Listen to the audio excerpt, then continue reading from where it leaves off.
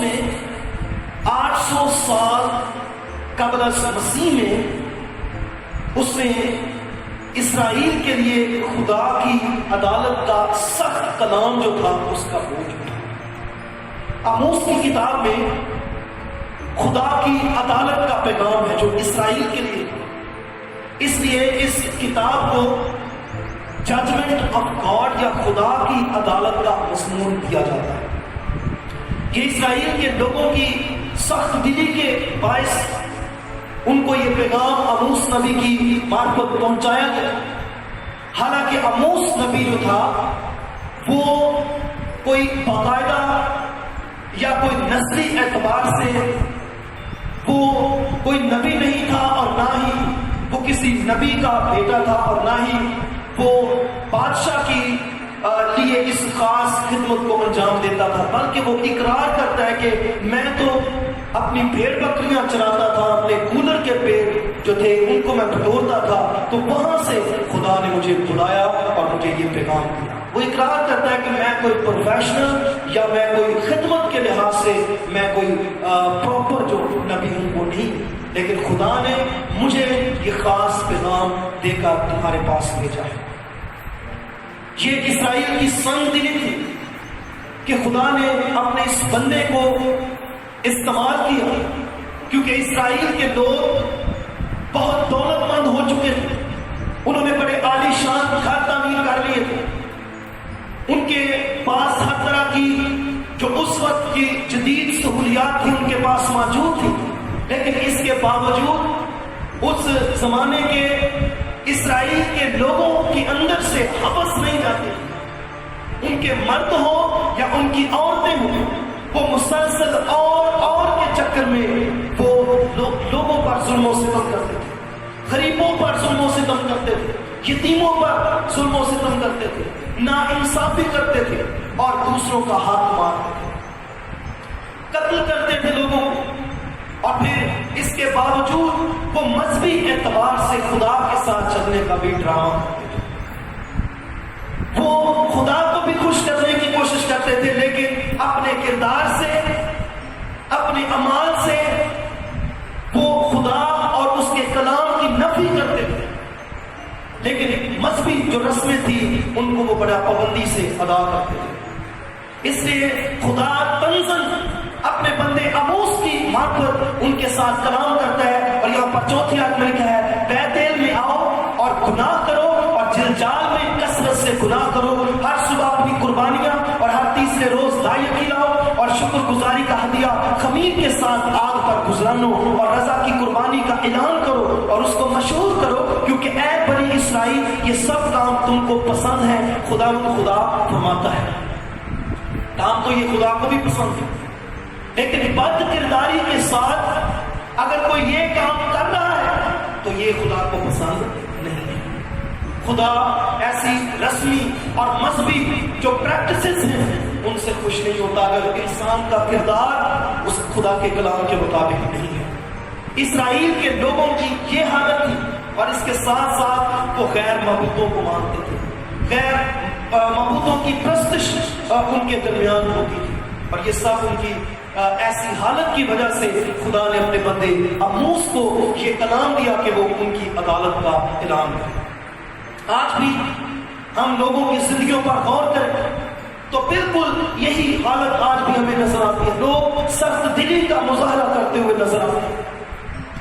ہیرا اس کو سب سے سخت ترین دھات کہا جاتا ہے کہ وہ بہت سخت ترین دھات ہوتی ہے، مگر میں غور کر رہا تھا کہ انسان کا دل جب سخت ہوتا ہے تو وہ دنیا کی ہر دھات اور پتھر سے بھی سخت ہو جاتا ہے، جس پر کسی چیز کا اثر نہیں ہوتا۔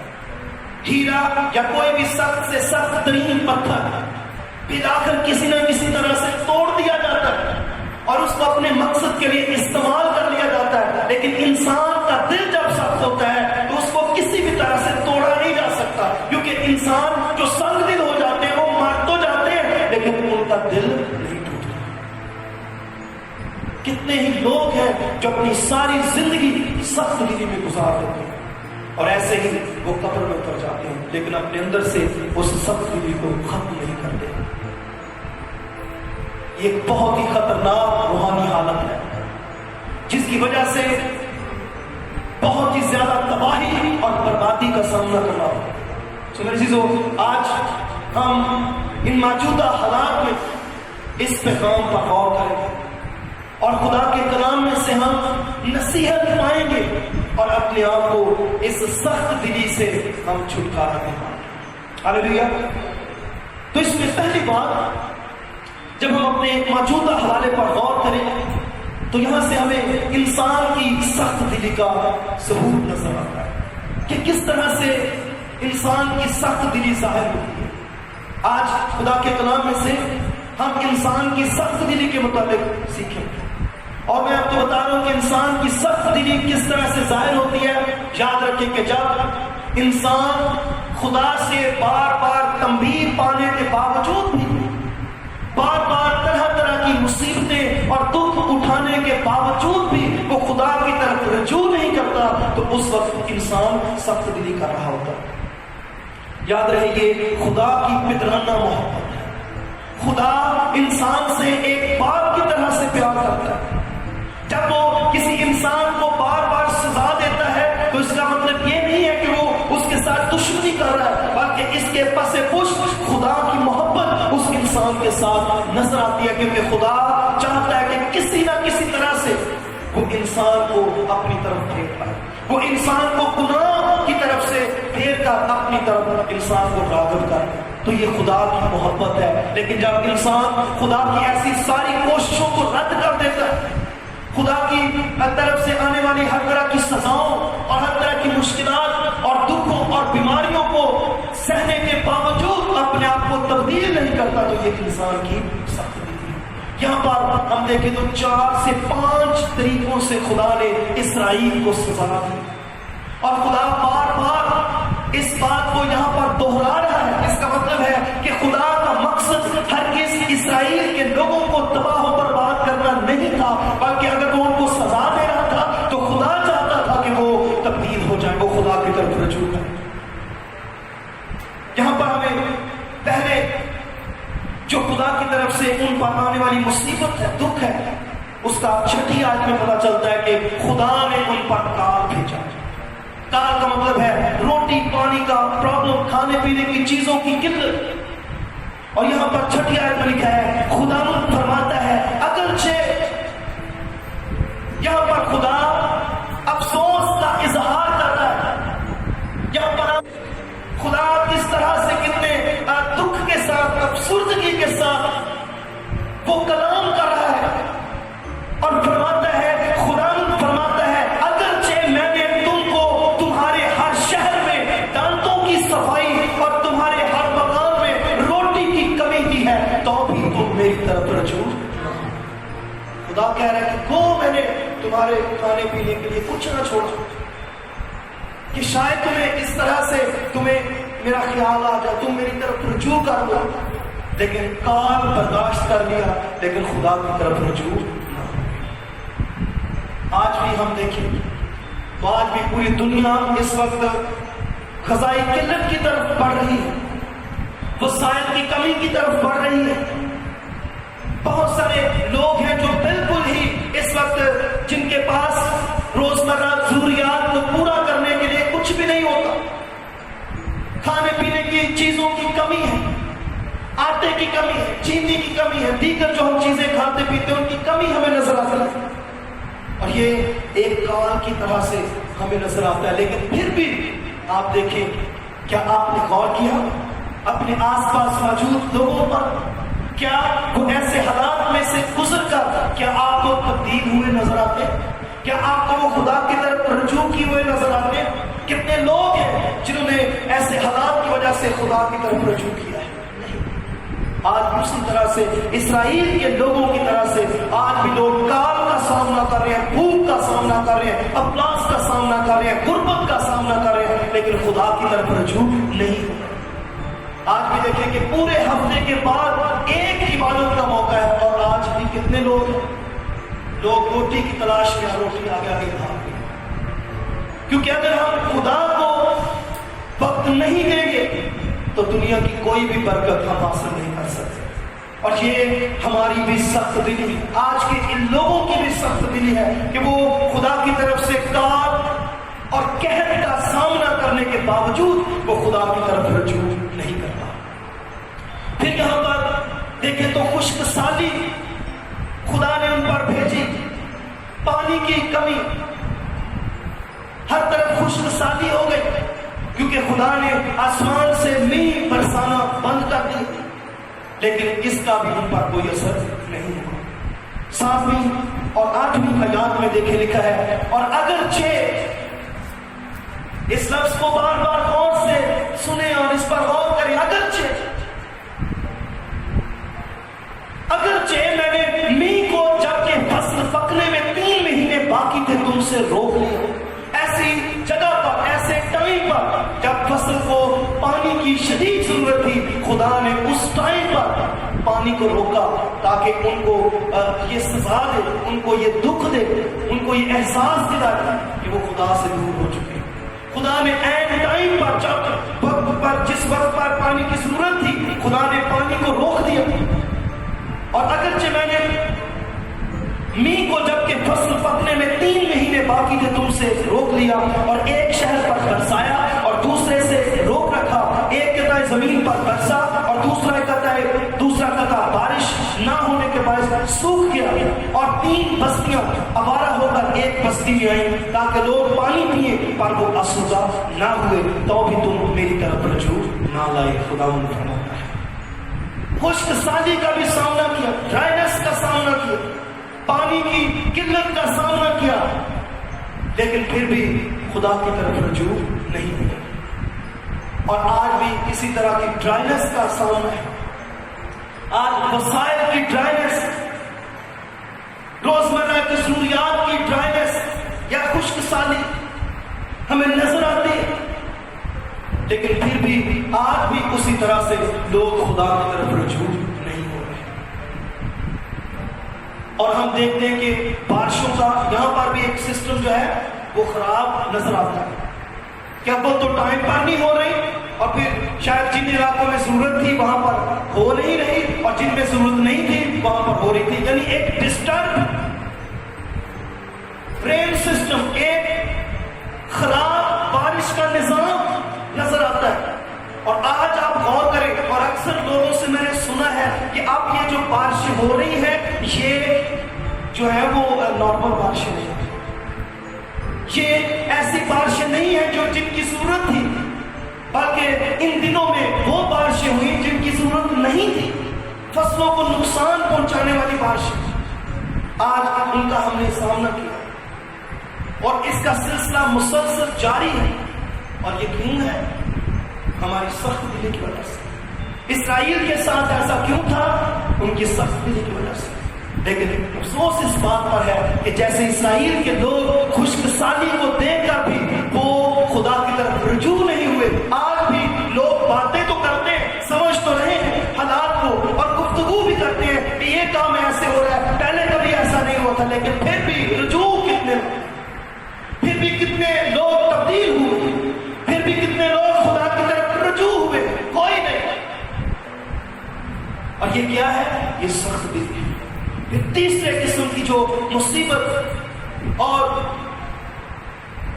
لعنت کا ان کو سامنا ہوا وہ وبائیں، پیسٹیلنسز، وبائیں، ایسی وبائیں جو پودوں، جانوروں اور انسانوں کو ہلاک کرنے والی، ایسی وبائیں خدا نے اسرائیل پر بھیجی۔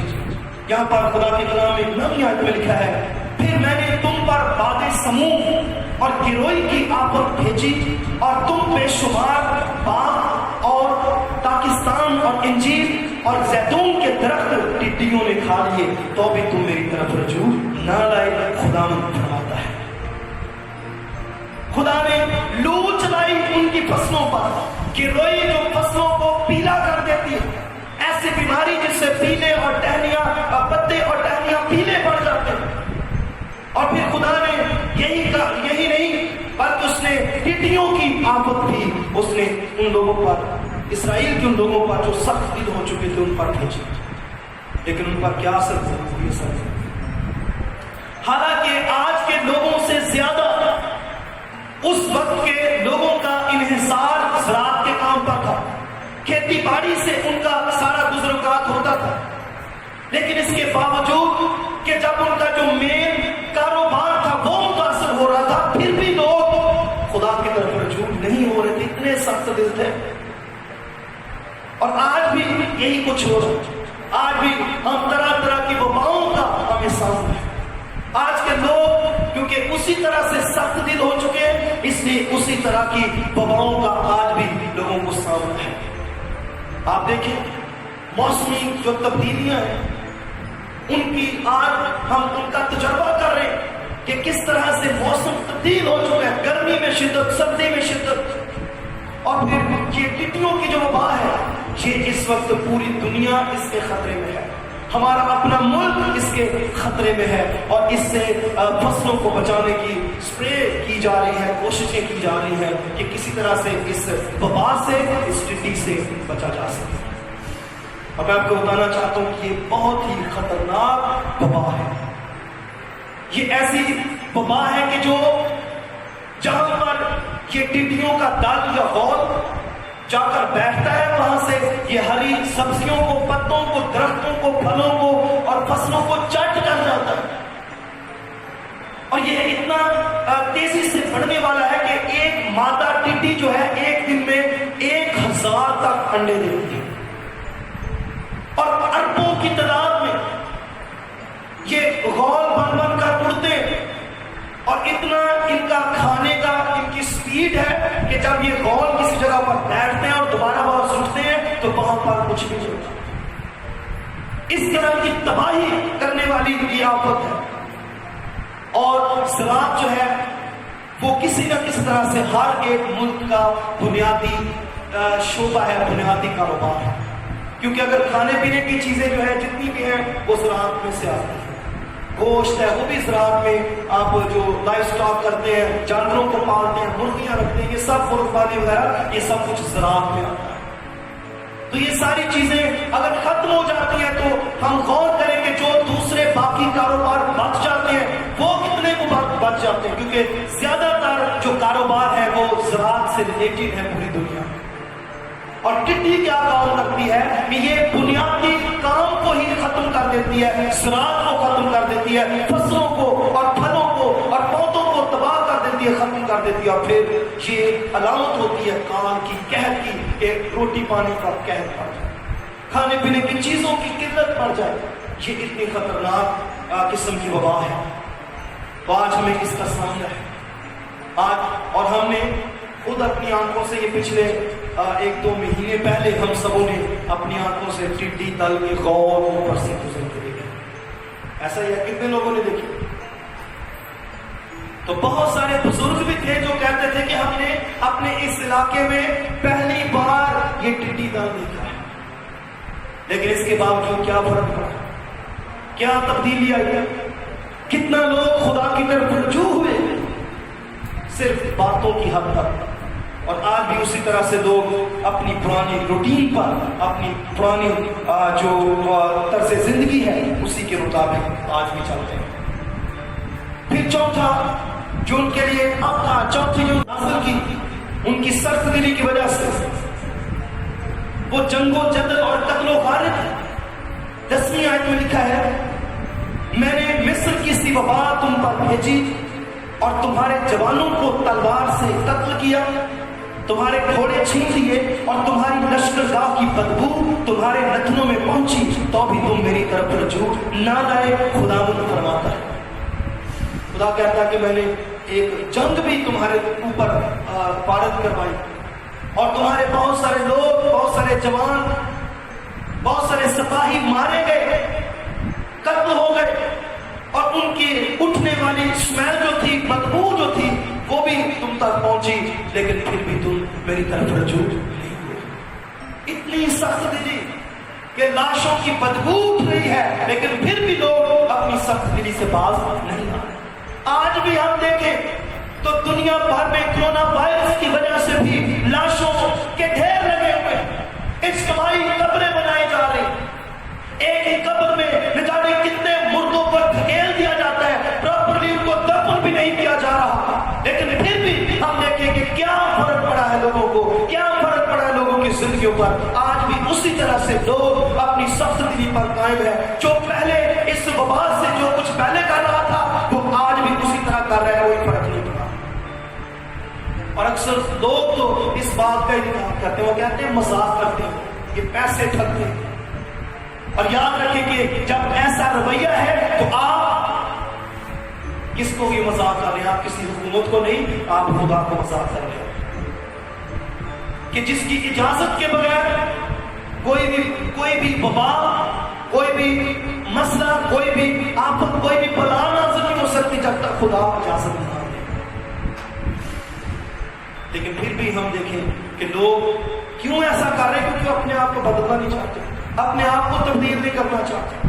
تو شاباش آج جتنے لوگ ماسک لگا کے آئے, ماسک لگانے پر لوگ بڑا بحث کرتے ہیں آگے سے کہ کچھ بھی نہیں ہوتا, ہم صحیح ہیں, ساڈا ایمان بڑا.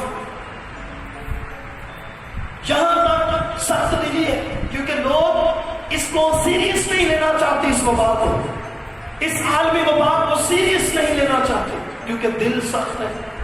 انہیں تو یہ چاہیے تھا کہ ہم ڈریں, خدا کے خوف سے ہمیں ڈرنا چاہیے, ہم خدا سے, خدا کے حضور میں روئیں, چلائیں, لفظہ ہوں, توبہ کریں, خدا کی طرف رجوع کریں کہ خدا رحم اور فضل کرے. اور یہاں پر لوگ کیا کر رہے ہیں؟ لوگ اکثر اس بات کا انکار کر رہے ہیں, یہ ہے ہی کچھ نہیں. وجہ کیا ہے, پیچھے کیا ہے؟ سخت دلی. لاشوں کی انبار ہیں لیکن خدا کی طرف پھر بھی رجوع نہیں ہے. اور پھر پانچواں یہاں پر جو عذاب ہمیں نظر آتا ہے وہ غضب الہی ڈائریکٹلی بھی ان میں سے ان کے بعض شہروں پر نازل ہو. 11ویں آیت میں یہاں پر لکھا ہے, میں نے تم میں سے بعض کو الٹ دیا, یعنی بعض شہروں کو میں نے تم میں سے بعض کو الٹ دیا جیسے خدا نے سدوم اور عمورہ کو الٹ دیا تھا, اور تم اس لکٹی کی مانند ہوئے جو آگ سے نکالی جائے تو بھی تم میری طرف رجوع نہ لائے. خدا نے فرمایا یہ لکٹی لکڑی کے اس بقیہ حصے کو کہتے ہیں جو آگ میں سے, جس کو پنجابی میں چوک کہتے ہیں, جو ساری جس کا کچھ حصہ جل جاتا ہے اور تھوڑا سا بچ جاتا ہے, وہ لکٹی.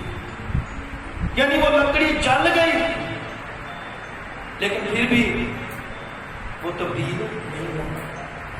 پھر بھی آج بھی لوگ خدا کے عذاب کا سامنا کر رہے ہیں, شہروں پر, ملکوں پر عذاب ہے, لیکن پھر بھی لوگ خدا کی طرف رجوع نہیں ہو رہے. عزیزو, کیونکہ وجہ کیا ہے؟ وجہ سیم ہے. جو پرابلم, جو روحانی کمزوری اسرائیل کے لوگوں میں آموز کے زمانے میں تھی, وہی آج کے زمانے کے لوگوں میں موجود ہے. یعنی سخت دلی کا مظاہرہ کر رہے ہیں لوگ, سخت دل ہو چکے ہیں. ان پر کسی آفت کا, کسی وبا کا, کسی بلا کا, کسی مصیبت کا کوئی اثر نہیں ہوتا. لوگ اپنی روٹین کی لائف جینا چاہتے ہیں, ان کو کسی کے ساتھ کوئی سروکار نہیں, کوئی مرتا ہے مرے ان کو کوئی نہیں, کیونکہ سخت دل ہو چکے, سخت دل ہو چکے. دوسری بات, انسان کی سخت دلی کا نتیجہ کیا نکلتا ہے؟ جب انسان بار بار خدا کی طرف سے آنے والے دکھوں اور مصیبتوں کو برداشت کرنے کے باوجود بھی خدا کی طرف رجوع نہیں کرتا, تو پھر اس کا نتیجہ کیا نکلتا؟ کیا اینڈ پر اس کو فتح کا سہرا دیا جاتا کہ تو نے بہت اچھا کام کیا؟ بلکہ ایسے لوگوں کو خدا رب الافواج سے ٹاکرے کے لیے تیار رہنا چاہیے, کیونکہ خدا آ رہا ہے. ان کے لیے, اسرائیل کے لیے خدا کا بندہ آموز کہتا ہے یہاں پر دیکھیں 12ویں آیت میں, بس اے اسرائیل میں تجھ سے یوں ہی کروں گا, اور چونکہ میں تجھ سے یوں کروں گا اس لیے اے اسرائیل تو اپنے خدا سے ملاقات کی تیاری کر. یہ کوئی اچھی ملاقات ہونے والی نہیں تھی, یہ کوئی خوشگوار ملاقات کی بات نہیں ہو رہی. خدا غصے میں, قہر میں اس سے کہہ رہا کہ تیار ہو جا, میں آ رہا, کیونکہ تو نے مجھے مسلسل مجھے برانگیختہ کیا ہے, مجھے غصہ دلا, مجھے مشتعل کیا ہے. اس لیے میں اب اور بھی قہر و غضب کے ساتھ, اور زیادہ زور کے ساتھ میں تیرے پاس آ رہا ہوں, غضب لے کر تیار ہو جا. اور یاد رکھیں کہ خدا رب الافواج سے ٹاکرا جو ہے وہ کوئی مذاق کی बात नहीं है। लेकिन अफसोस होता है कि आज लोग खुदा को ठट्ठा में उड़ाते हैं, लेकिन कलाम कहता है कि खुदा ठट्ठों में नहीं उड़ाया जाता। जब हम ऐसा रवैया इख्तियार करते हैं, हम खुदा को ठट्ठे कर रहे होते हैं, हम खुदा को मजाक कर रहे होते हैं कि हम अपनी सख्त दिली पर कायम रहेंगे, खुदा को क्या कौन सा पता चलेगा। लेकिन यहाँ पर खुदा अपना तारुफ पेश करता है। जरा खुदा का तारुफ यहाँ पर सुने कि वो कैसा खुदा है। लिखा है, क्योंकि देख उसी ने पहाड़ों को बनाया और हवा को पैदा किया। वो ऐसा खुदा है जो सारी कायनात का खालिक है। वो कोई मामूली खुदा नहीं, वो कोई इंसान नहीं है कि जिसको आप इग्नोर कर रहे हैं, जिसको आप लाइट ले रहे हैं, जिसको आप मामूली समझ रहे हैं। वो कोई मामूली खुदा नहीं है, बल्कि लिखा है कि देख उसी ने पहाड़ों को बनाया और हवा को पैदा किया। और वो ऐसा खुदा है जिसका इख्तियार यह है कि वो इंसान पर उसके ख्यालात को जाहिर करता है। ऐसा खुदा जो ख्यालों को भी जान लेता और सुबह को तारीख बना देता। ये खुदा के इख्तियार में है कि वो चढ़े दिन को जब धूप लगी हो तो ऐसे आलम में भी वो एकदम से अंधेरा कर दे और जमीन के ऊंचे मकामात पर चलता है। इंसान जितना भी ऊंचा हो जाए, खुदा से ऊंचा कभी नहीं हो सकता। उसका नाम खुदावंद रब्बुल अफ़वाज है। इस अजीम हस्ती के साथ टाकरे के लिए वो लोग तैयार हो जाए जो सजा उठाकर भी अपने आप को तब्दील नहीं करते। खुदा आ रहा है और खुदा यीशु मसीह, खुदा का बेटा जो इस दुनिया की अदालत करने वाला है, वो बिल्कुल तैयार बैठा है और अदालत करने के लिए आने वाला है। और उसने कहा, देख मैं जल्द आने वाला हूं और हर एक काम के देने के लिए अजर मेरे पास। वो जल्द आने वाला है और कलाम में लिखा है कि अदालत का इख्तियार उसको दिया गया है। वही अदालत करेगा, वो लोहे के असा के साथ अदालत करेगा और जितने खुदा को नहीं मानते वो उसके वसीले से सजा पाएंगे। आखिरी बात, सख्त दिली का तदारुक क्या है? हम इंसानों को क्या करना चाहिए जबकि हम सख्त दिल हो चुके हैं? तो बिल्कुल आसान बात है कि हम खुदा की तरफ रजू हों, क्योंकि खुदा हमें दुखों में से गुजार कर उसका मकसद क्या है कि हम खुदा की तरफ रजू करें। हमने अपनी सख्त दिली का जो हल है वो ये करना है कि हम खुदा की तरफ रजू करें। और खुदा की तरफ रजू करने का मतलब है अपने गुनाहों से तौबा करें, खुदा की तरफ फिर आए, वापस आ जाए दुनिया में से, गुनाह में से, जिस्मानियत में से वापस आ जाए। खुदा की तरफ रजू करने का मतलब है अपनी रूहानी हालत को बेहतर बनाना, खुदा की तरफ रजू करना है। और मैंने बताया कि इस्राएल के लोग अपनी तरफ से वो खुदा के साथ चल रहे थे, मजहबी तौर पर चल रहे थे कि वो मजहबी रस्में तो अदा कर रहे थे, लेकिन खुदा के साथ उनका ताल्लुक दुरुस्त नहीं था। आज अगर हम खुदा की इबादत में आते हैं, इबादत करते हैं, लेकिन हमारा रवैया, हमारा मिजाज, हमारा किरदार खुदा के कलाम और उसकी मर्जी के मुताबिक नहीं है, तो हम सख्त दिल हैं। हमने क्या करना है? हमने अपनी ऐसी हालत को दुरुस्त करना है। ये खुदा की तरफ रजू होने का मतलब है। इस कलाम को अपनी जिंदगी में रखें और इसको आप फैलाएं, दूसरों के साथ भी शेयर करें इस कलाम कि लोग अपनी सख्त दिली से बाज आए, क्योंकि खुदा जो है वो जल्द अपने बेटे के वसीले से अदालत करने वाला है। अब भी हमें तरह तरह की मुसीबतों का सामना है, मुश्किलात का सामना है, और अगर हमने अपनी सख्त दिली को ना छोड़ा तो इसी तरह से हालात बिगड़ते रहेंगे, हालात और ज्यादा खराब होते रहेंगे। लेकिन हम सबों ने क्या करना है? हमने अपने दिलों को सख्त नहीं करना, बल्कि हमने हलीम और फिरोतन होना है, आज इस पर के साथ होना है और खुदा की तरफ रजू करना है। खुदा इस कलाम के वसीले से हम सबको बरकत और फजल अता करें। आमीन।